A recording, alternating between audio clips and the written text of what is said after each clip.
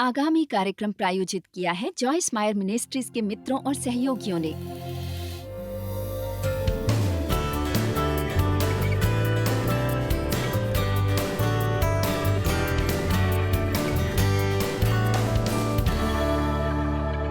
हमने अपने ऑफिस में एक निरीक्षण किया और उनसे पूछा। मैंने कहा, मैं जानना चाहूंगी कि लोग किस विषय पर शिक्षा सुनना चाहते हैं। मैंने कहा, कौन सी मुख्य चीजें हैं जिन पर आप शिक्षा सुनना चाहेंगे। कुछ सालों पहले की ये बात है और बहुत ही दिलचस्प, मेरा मतलब बहुत सी दिलचस्प बातें सामने आई, लेकिन एक चीज जो बहुत से लोगों ने दूसरी चीजों की अपेक्षा ज्यादा बताई, वो थी मैं जानना चाहता हूं कि मैं कब पर्याप्त कर रहा हूं। ये बहुत दिलचस्प है। कब मैं पर्याप्त प्रार्थना कर रहा हूं, कब मैं वचनों को पर्याप्त पढ़ रहा हूं, कब मैं पर्याप्त अच्छे काम कर रहा हूं, कब मैं पर्याप्त कर रहा हूं। मुझे डर है कि मैं पर्याप्त नहीं कर रहा हूं। क्या आप में से किसी के मन में ये विचार आते हैं हमेशा सोचते हुए, या आपको ये धुंधला डर है या ये छोटा शैतान आपके कंधों पर बैठता है, तो आप क्या करेंगे, क्या करेंगे, क्या करेंगे? आप क्या करेंगे? और ये हमें शरीर के कामों में डाल देता है। आपको प्रार्थना करने की आवश्यकता है जब तक आपका काम पूरा हो जाए। घड़ी के अनुसार प्रार्थना मत कीजिए। मत होने दीजिए कि कोई आपके चर्च में आकर या आप टीवी पर ऐसे किसी व्यक्ति को देखें जो अपनी गवाही बता रहा हो कि कैसे वो सुबह में 5 घंटे प्रार्थना करते हैं। आप ऊब जाएंगे और उदास, दुखी व्यक्ति बन जाएंगे। मैंने ऐसा करने की एक बार कोशिश की थी कि मैं हर दिन 4 घंटे प्रार्थना करूंगी। हमारे चर्च में एक मध्यस्थ आए थे और उन पर परमेश्वर की सामर्थ थी और मैंने सोचा, परमेश्वर की महिमा हो, मुझे वो चाहिए। परेशानी ये थी कि ऐसा करने के लिए वो अभिषेकित थी और मैं नहीं थी। मैंने हर उस चीज के बारे में प्रार्थना की जो मुझे पता था 2 या 3 बार प्रार्थना कैसे करते हैं, और अपनी घड़ी को देखा तो 5 मिनट बीत चुके थे। परमेश्वर दया करो। मुझे अपने कमरे से बाहर नहीं निकलना था, तो मैं फर्श पर लेट गई और सो गई।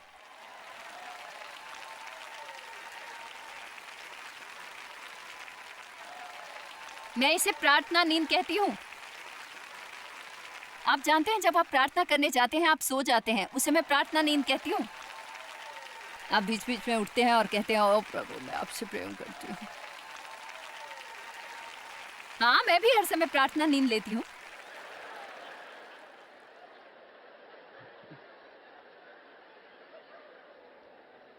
फिर मैंने ये शिक्षा सुनी, आप जानते हैं, क्या तुम मेरे साथ 1 घंटे प्रार्थना नहीं कर सकती हो? फिर संपूर्ण विश्व में हर कोई दिन में 1 घंटे प्रार्थना करने की कोशिश कर रहा था।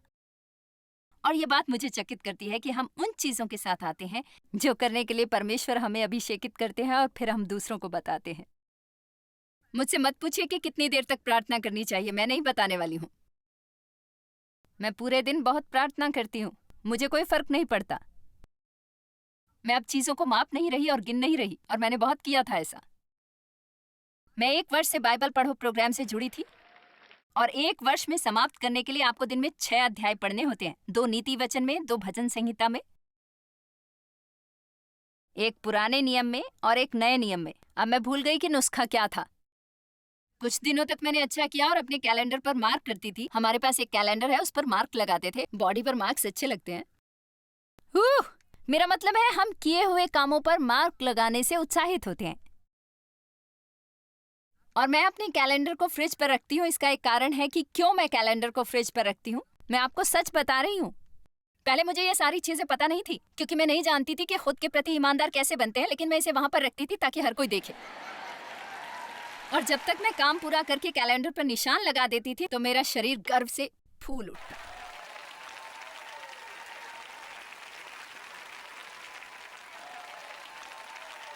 दिन में 4 घंटे प्रार्थना करके और 1 वर्षीय बाइबल अध्ययन में पढ़ते हुए आप कैसे बेहतर नहीं हो सकते हैं, बताइए। थोड़े समय तक ऐसा चलता रहा, फिर मैं पीछे होने लगी और मैं लगभग 36 अध्याय पीछे हो गई थी, और मेरे कैलेंडर में से खाली जगह बन गई थी। और अब जब मैं उस कैलेंडर के पास से गुजरती तो ये मुझ पर दोष लगाता था। दोष।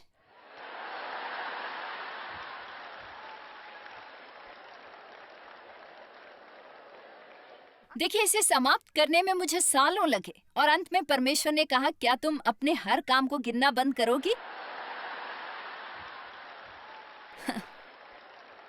दाऊद ने लोगों की गिनती की ताकि वो अपने विषय में अच्छा महसूस कर पाए और उन्होंने तंबू में एक श्राप ला दिया। ओह, मैं शत्रु को हरा सकता हूँ, देखो मेरे पास कितने लोग हैं।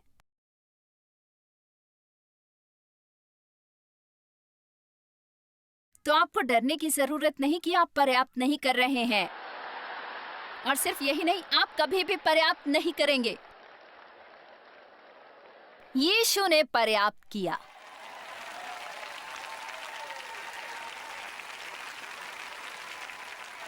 तो हम वो करते हैं जो करने के लिए आत्मा हमारी अगुवाई करता है। हम वो करते हैं जो करने के लिए हमें अभिषेकित किया गया है। हम दूसरों से अपनी तुलना नहीं करते, क्योंकि परमेश्वर सबको अलग तरीके से अभिषेकित करते हैं। आप समझ गए ना? परमेश्वर के साथ मेरा समय और सुबह मेरा प्रार्थना समय ये आत्मिक नाश्ता करने जैसा है। और मुझे नहीं पता आपको ये कैसे समझाऊं, लेकिन बता सकती हूँ कि कब मेरा पेट भर गया। कभी कभी मुझे 2 घंटे खाना पड़ता है, कभी कभी 30 मिनट, कभी कभी 45 मिनट, लेकिन मैं बता सकती हूँ कब मैं तृप्त हो गई। और जब मैं तृप्त महसूस करती हूँ तो मैं महसूस करती हूँ संतुष्ट और दिन के लिए तैयार।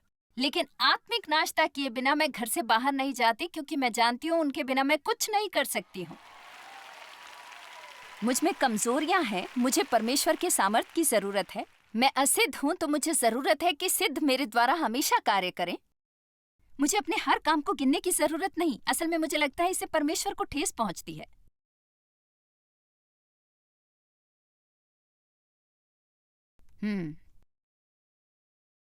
पता है क्यों? यदि आप अपने बारे में ज्यादा अच्छा महसूस करेंगे तो ये ज्यादा हो जाएगा, और अगर आप नहीं करेंगे तो अपने बारे में बुरा महसूस करेंगे।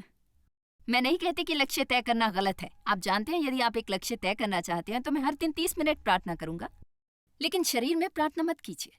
वहां पर बैठकर हर उस चीज को याद करने की कोशिश मत कीजिए जब आप अपनी हर जरूरत को बता रहे हैं। मतलब आप इसे 30 मिनट करना चाहते हैं तो केवल परमेश्वर की उपस्थिति में बैठ जाइए और कहिए, मैं आया हूं परमेश्वर, ब्रह्मांड की सबसे बड़ी खराबी, मेरी सहायता कीजिए। परमेश्वर को ईमानदारी वाली बातचीत चाहिए, ना कि धार्मिक बेतुकी बातें।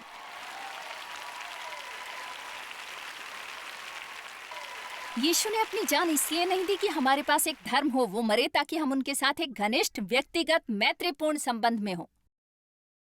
घनिष्ठता। जीवन वास्तविक है, परेशानियां वास्तविक हैं। अपने वास्तविक जीवन में यीशु को ले आइए, केवल चर्च जीवन में ही नहीं।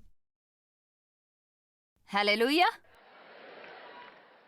मुझे ये पसंद है। चलिए इफिसियों 2:8-9 देखते हैं। इस वचन को हम उद्धार के लिए इस्तेमाल करते हैं, लेकिन हमें अपने जीवन के हर क्षेत्र में इसे लगाने की जरूरत है, क्योंकि विश्वास के द्वारा अनुग्रह ही से तुम्हारा उद्धार हुआ है, और ये तुम्हारी ओर से नहीं वरन परमेश्वर का दान है। विश्वास के द्वारा अनुग्रह ही से तुम्हारा उद्धार हुआ है, और ये तुम्हारी ओर से नहीं वरन परमेश्वर का दान है। विश्वास के द्वारा अनुग्रह ही से तुम्हारा उद्धार हुआ है, और ये तुम्हारी ओर से नहीं वरन परमेश्वर का दान है।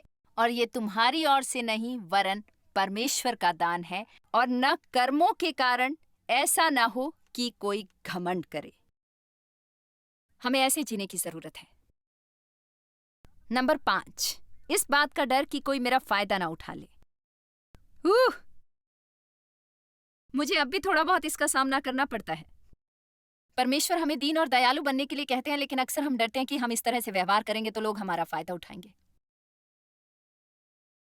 हम डरते हैं कि वे हमारा फायदा उठाएंगे। पत्रस 5-6 कहता है, इसलिए परमेश्वर के बलवंत हाथ के नीचे दीनता से रहो, जिससे वो तुम्हें उचित समय पर बढ़ाए। दया कमजोरी नहीं, लेकिन ये नियंत्रण में सामर्थ है। मेरा व्यवहार हमेशा ऐसा था, आप मुझसे ऐसे बात नहीं करेंगे, आप वैसे व्यवहार नहीं करेंगे। मुझे नहीं पता था कि परमेश्वर का इंतजार कैसे करना है ताकि वो मेरा बचाने वाला बने। मैं सुनिश्चित करना चाहती थी कि मैं अपने लिए ले लूं, क्योंकि जीवन में मेरे साथ बुरा बर्ताव हुआ था, और मैंने खुद से वादा किया था कि कोई भी मुझे दोबारा दबा नहीं पाएगा। कभी कभी ऐसे वादों के कारण आप कठिन समय से गुजरते हैं संबंधों में। आपको इस प्रकार की सोच से सावधान रहना है। मुझे लोगों पर भरोसा करने से डर लगता है। आप किसी पर भरोसा नहीं कर सकते हैं। लेकिन मैं आपको ये बताऊं, आपको इस बात से डरने की जरूरत नहीं कि लोग आपका फायदा उठाएंगे। कुछ लोग ऐसा करेंगे, लेकिन परमेश्वर है ना आपको बचाने के लिए, और वो उनसे निपट लेंगे जो आपका गलत इस्तेमाल करने की कोशिश करते हैं। परमेश्वर इससे निपट लेंगे। आप अपने आप को अकेला करके और किसी के साथ भी जुड़ना अस्वीकार नहीं कर सकते हैं, क्योंकि आपको डर लगता है कि आपको दुख मिलेगा। प्रेम में दुख पहुंचता है। ऐसा नहीं हो सकता कि आप प्रेम करें और दर्द ना मिले। आपको थोड़ा दर्द मिलेगा, लेकिन आप भी दर्द देते हैं। हेलो। प्रोत्साहन के लिए धन्यवाद। 2 तीमुथियुस 4 से 14। मैं चाहती हूं आज आप कुछ चीजें परमेश्वर को सौंप दें, उन्हें परमेश्वर को दे दीजिए। पौलुस ने कहा, सिकंदर ठठेरे ने मुझसे बहुत बुराइयां की हैं, प्रभु उसे उसके कामों के अनुसार बदला देगा। मुझे यह व्यवहार पसंद है।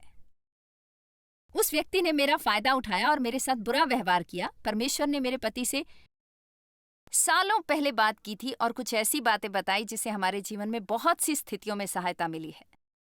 उन्होंने कहा, कोई तुमसे चुरा नहीं सकता यदि तुम मुझ में भरोसा करते हो, क्योंकि जो कुछ वो तुमसे ले लेते हैं, यदि तुम विश्वासी व्यक्ति हो, जो कुछ वो तुमसे लेते हैं, यदि मुझे इसे हजारों लोगों के द्वारा देना पड़े तो मैं इसे उनसे लूंगा और तुम्हें लौटा दूंगा।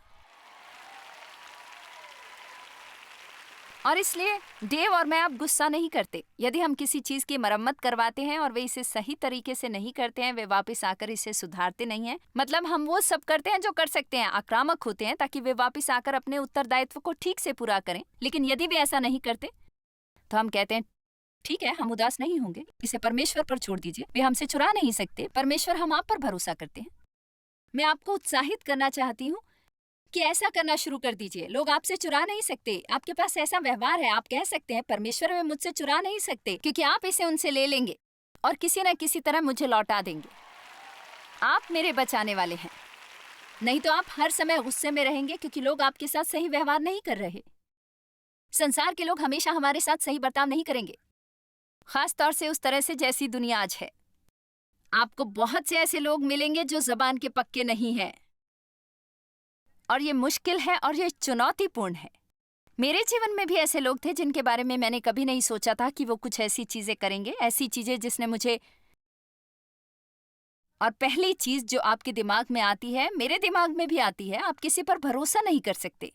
और दूसरी चीज है जो मैं कहती हूँ कि गलत है, मैं ये नहीं करूंगी क्योंकि दूसरों के लिए ये करना बंद करना उचित नहीं है। अच्छे लोग हैं, महान लोग हैं, अद्भुत लोग हैं जो अपनी बात को पूरा करते हैं, जिन पर आप भरोसा कर सकते हैं। शैतान को आपसे झूठ मत बोलने दीजिए और आप में डर मत रखने दीजिए कि हर कोई आपका फायदा उठाएगा।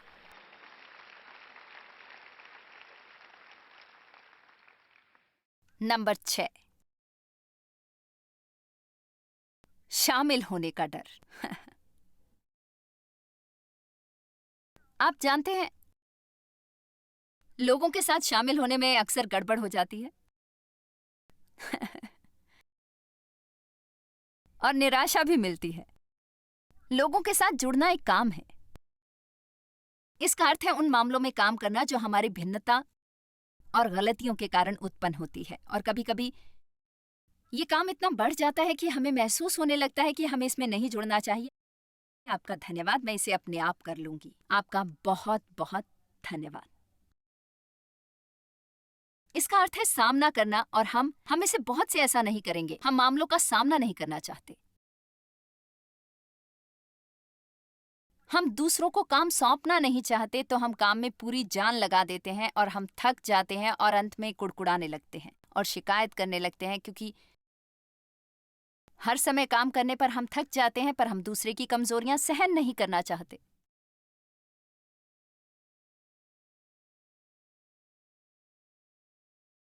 शायद वे उसे उस तरह ना करें जैसे हम करते हैं, क्योंकि सिर्फ हम ही हैं जो किसी भी चीज को सही करते हैं। मैं आपको बता दूं, 6 साल पहले उन सारे कामों को करने के कारण मेरी दशा मरे हुओं की सी थी। जो मैं सेवकाई को बढ़ाने की कोशिश में करती थी, और वो करती थी जो मुझे लगता था कि परमेश्वर मुझसे करने के लिए कह रहे हैं। आरंभिक वर्षों में ये आसान था, लेकिन एक समय के बाद मुझे महसूस होने लगा कि अब मैं इसे और नहीं कर सकती। मतलब मैंने बस काम काम काम काम किया। मेरा मतलब मैंने 90 किताबें लिखी। मैंने इसे छुट्टियों में नहीं लिखा।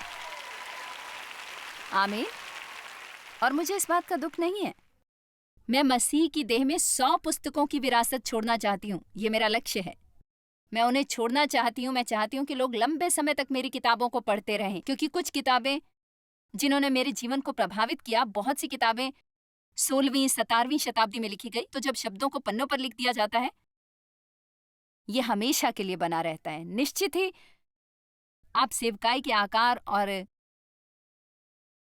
कामों की मात्रा से देख सकते हैं जो परमेश्वर हमसे करवा रहे हैं, जिससे बहुत सारा काम जुड़ा हुआ है। और मुझे याद है कि कुछ सालों पहले मैंने अपने पति से कहा, मैंने कहा अब मैं इतना कठिन परिश्रम नहीं करूंगी, अब मैं और नहीं कर सकती हूँ। यदि हमें इस सेवकाई का आकार कम करना पड़े और इसे छोटा बनाना पड़े तो मैं ऐसा नहीं करूंगी। तभी हमारा छोटा बेटा जब 31 वर्ष का है, तब वो लगभग 25 वर्ष का था, हमारे पास काम करने आया था। फिर दूसरी कुछ चीजें करता था। फिर वो हमारे लिए थोड़े समय से वो हमारे लिए काम कर रहा था। और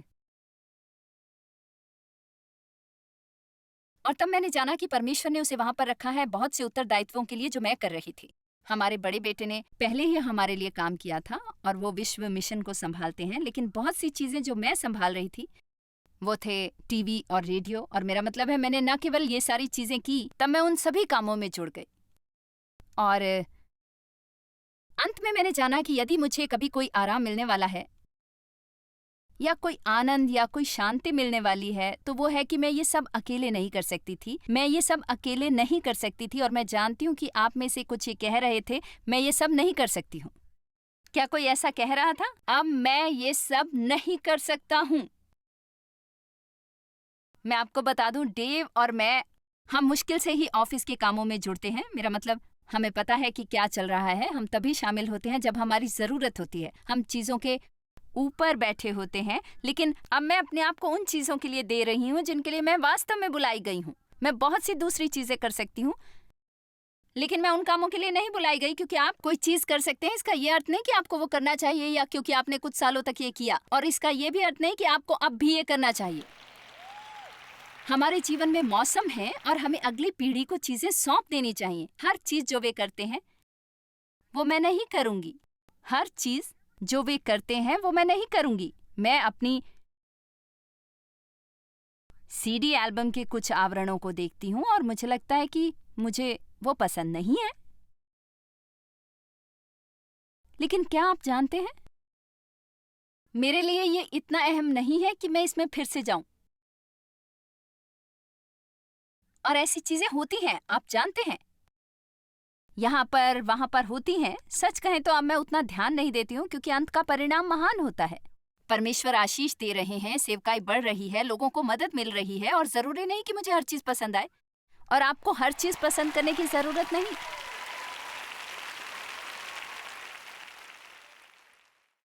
हम बोर्ड की सभा में थे और मुझे बहुत सी ऐसी चीजों को नजरअंदाज करने में परेशानी हो रही थी। बहुत बार हम चाहते हैं कोई काम करे और हम उसे बताना चाहते हैं कैसे करना है। आप लोगों को उत्तरदायित्व नहीं दे सकते यदि आप उन्हें अधिकार नहीं दे सकते। और जब आप उन्हें अधिकार दे देते हैं तो इसका अर्थ है कि आपको पीछे हटना होगा और कुछ चीजों से दूर रहना है। आप हर चीज को उठाकर मार नहीं सकते। और हम पत्रिका के लिए रंगों के बारे में बात कर रहे थे और वे कुछ रंगों का इस्तेमाल करना चाहते थे जो मुझे पसंद नहीं थे। मेरे बेटे ने कहा, ठीक है, कुछ लोगों को पसंद है। मैंने कहा, मुझे पसंद नहीं। उसने कहा, ओह माफ कीजिए, मुझे नहीं पता था आप अपनी सेवकाई करने के लिए बुलाई गई हैं। वाह!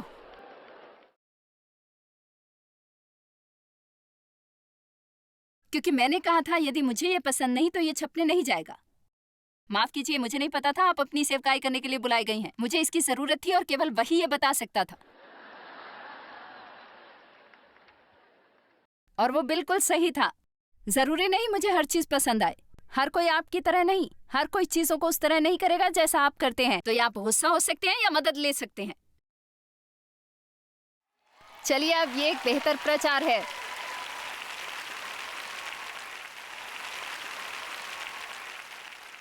चलिए अब निर्गमन 18 को देखते हैं। मैं आपको कुछ दिखाना चाहती हूँ, ये बात समझा देगा। ये देखकर कि मूसा लोगों के लिए क्या क्या करता है, उसके ससुर ने कहा, ये क्या काम है जो तू लोगों के लिए करता है? क्या कारण है कि तू अकेला बैठा रहता है? ये अलग नहीं होगा यदि मैं आपकी तरफ देखकर कहूं, आप सब कुछ अकेले क्यों कर रहे हैं? आप अकेले क्यों बैठे हैं? आप अकेले क्यों बैठे हैं? ऊपर वचन को दिखा सकते हैं। लोग भोर से सांझ तक तेरे आसपास खड़े रहते हैं। मूसा ने अपने ससुर से कहा, इसका कारण यह है कि लोग मेरे पास परमेश्वर से पूछने आते हैं। लोग क्यों चाहते हैं कि मैं ही सब कुछ करूं? हर कोई मुझसे फोन पर बात करना चाहता है, हर कोई चाहता है मैं इसे करूं। मैं नहीं कर सकता और मैं नहीं करूंगा। और हर कोई आपके परिवार में, आपके सभी मित्र, जो लोग आप पर निर्भर हैं, हो सकता है कि आप उनके लिए सब कुछ करते थे और वे कह रहे हैं, मैं चाहता हूं कि आप ये करें। अब देखिए, मूसा को देखिए। जब जब उनका कोई मुकदमा होता है, तब तब वे मेरे पास आते हैं और मैं उनके बीच न्याय करता और परमेश्वर की विधि और व्यवस्था उन्हें समझाता हूं। बहुत बार हम ऐसा करते हैं, हर कोई मेरे पास आता है, मुझे अच्छा लगता है जब हर कोई मेरे पास आता है। मूसा के ससुर ने उसे कहा, जो काम तू करता है वो अच्छा नहीं। इससे तू क्या, वरन ये लोग जो भी तेरे संग हैं निश्चय थक जाएंगे। और ऐसा ही होता है। मैं विश्वास करती हूँ कि परमेश्वर हर व्यक्ति को ऐसे लोग देता है जिनकी उन्हें जरूरत है वो करने के लिए, जो परमेश्वर ने उन्हें करने के लिए बुलाया है। मैं आपको वो सारी चीजें बता सकती हूँ जो हमारी सेवकाई में हो रही हैं। मतलब आपसे ईमानदारी से कहूँ तो प्रचार करने और लिखने और सिखाने और प्रार्थना करने के अलावा मैं इसमें से थोड़ा ही काम करती हूँ, क्योंकि परमेश्वर ने मुझे ऐसे काम करने वाले लोग दिए हैं। और परिवार में भी परमेश्वर आपको वो देता है जो आपको उस परिवार में जरूरत है। आप में से कुछ महिलाएं सब कुछ संभाल रही हैं और आप अपने पति को उसमें से थोड़ा काम दे सकती हैं, पर साथ ही आपको अधिकार भी देना होगा उसके साथ। पर मुझे तो अभी ये सारा काम करना है। ठीक है, हमारे पास उन सब चीजों के लिए समय नहीं। खुश है ना कि अभी मेरे पास भी समय नहीं? पता है, हम चाहते हैं कि हमारे पति घर के आत्मिक प्रधान बने जब तक कि वे कुछ अधिकार लेना ना चाहें। ओह, जाकर बस लेट जाइए और लेट कर थोड़ा टीवी देखिए। मैंने सोचा तुम बिलों का भुगतान करने वाले हो, पर तुम मुझे अब बता रहे हो मैं किन चीजों पर पैसे खर्च कर सकती हूँ और किन पर नहीं।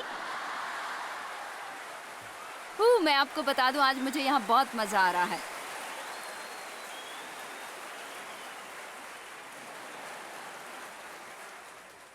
आमीन। आपके बच्चे हैं जो कुछ चीजों को कर सकते हैं, लेकिन वो शायद आपकी तरह ना करें। हाँ, मूसा के ससुर ने बुद्धिमानी की बात कही, तुम अपने आप को और लोगों को थका दोगे। क्या आप जानते हैं कि उन लोगों के साथ क्या होता है जब परमेश्वर किसी को रखते हैं, चाहे चर्च में या एक संस्था में, किसी चीज का वरदान उसके पास है और कोई उसका इस्तेमाल नहीं करता, वे नाराज और असंतुष्ट हो जाते हैं। वे कुड़कुड़ाने और शिकायत करने लगते हैं, क्योंकि परमेश्वर ने ऊबने के लिए नहीं बनाया। इससे बुरा कुछ नहीं कि पीछे बैठकर किसी को वो करने की कोशिश करते हुए देखा जाए जिसे आप उससे ज्यादा अच्छी तरह से कर सकते हैं, लेकिन वे आपको इसे करने नहीं देंगे, इस डर से कि कहीं आप उनसे ये चुरा ना लें या आप इसे उनकी तरह नहीं करेंगे।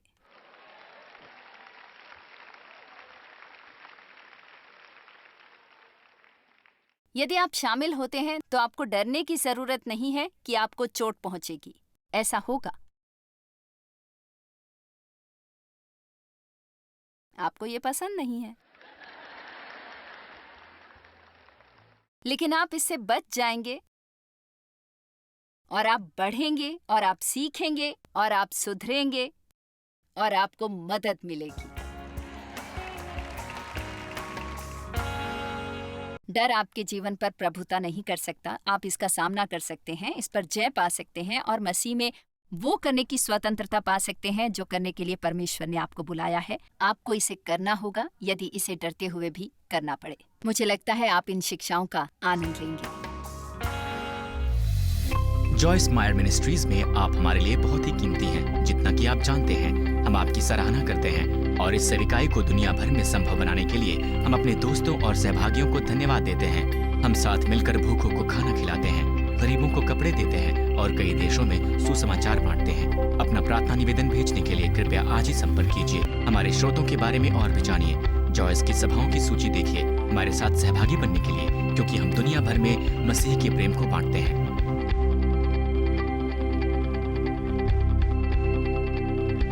इसका खर्च उठाया है जॉयस मायर मिनिस्ट्रीज के मित्रों और सहयोगियों ने।